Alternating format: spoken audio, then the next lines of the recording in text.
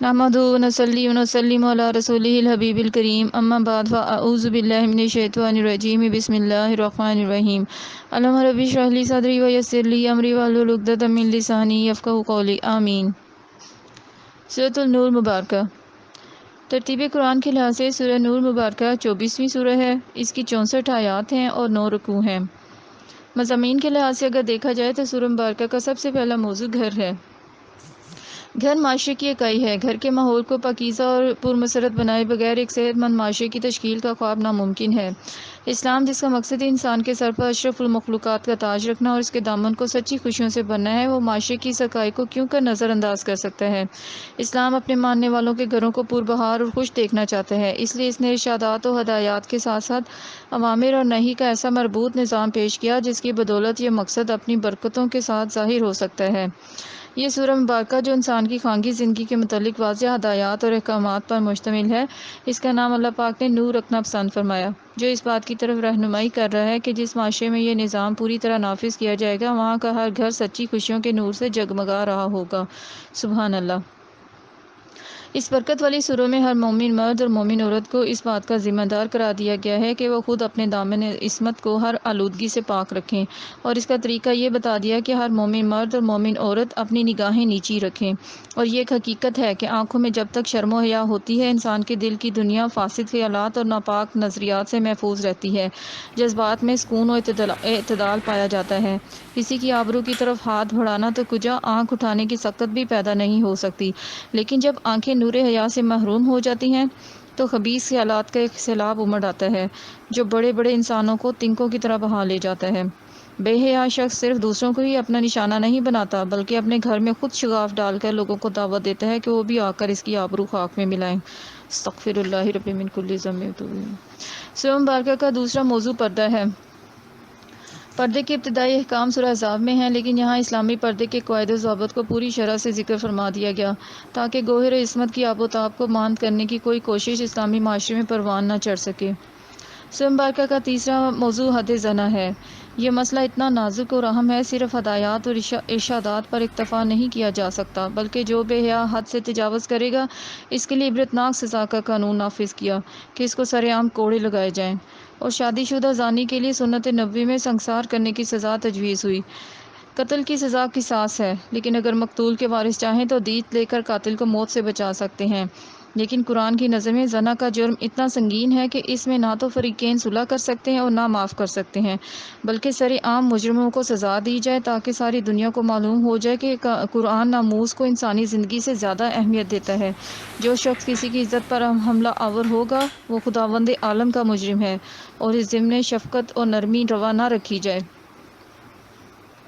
اس مقصد کے لیے حکم بھی دیا گیا کہ اسلامی معاشرے میں جو غیر شادی شدہ مرد اور عورتیں ہیں ان کی شادی کا اہتمام کیا جائے، کیونکہ اگر ایسے لوگ کسی سوسائٹی میں کافی تعداد میں پائے جائیں تو ان کا وجود ہر وقت اخلاقی نظام کے لیے خطرہ ہوگا، کسی وقت بھی ضبط و احتیاط کا بند ٹوٹ سکتا ہے، اور جب جذبات بے قابو ہو جائیں تو کوئی نصیحت کام نہیں آتی، اس لیے اسلامی معاشرے میں ایسے کسی عنصر کی حوصلہ افزائی نہیں کی گئی۔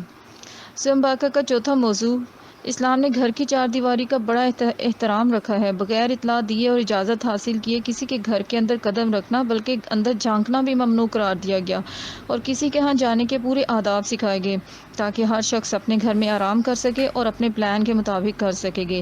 نیز یہ بھی فرمایا کہ اگر اجازت نہ ملے تو لال پیلے مت ہو جاؤ، بلکہ کشادہ دلی سے اس کی معذرت قبول کرو۔ سورہ مبارکہ کا پانچواں موضوع، اس سورہ میں ایک انتہائی المناک واقعے کا ذکر بھی فرمایا گیا جو تاریخ میں واقعہ افک کے نام سے مشہور ہے۔ اسلام کے دشمن اسلام کی روز افزوں ترقی اور کامیابیاں دیکھ کر آگ بگولا ہو رہے تھے، کھل کر مقابلہ کرنے کی ہمت ختم ہو گئی تھی۔ ان کی باطنی خباثت ہر روز نت نئے فتنے جگا کر مسلمانوں کو پریشان کرتی رہتی تھی۔ ان کے سرغنہ عبداللہ بن ابی نے ایسی چال چلی جس نے قیامت برپا کر دی۔ اسلامی معاشرے کی فضا میں شکوک و شبہات کا اندھیرا چھا گیا۔ ان ظالموں نے اس پاک ہستی کو اپنی بہتان تراشی کا ہدف بنایا جس کا براہ راست تعلق پیغمبر اسلام سرور عالم خاتم النبیین محمد مصطفیٰ صلی اللہ علیہ وآلہ وسلم کی ذات پاک سے تھا۔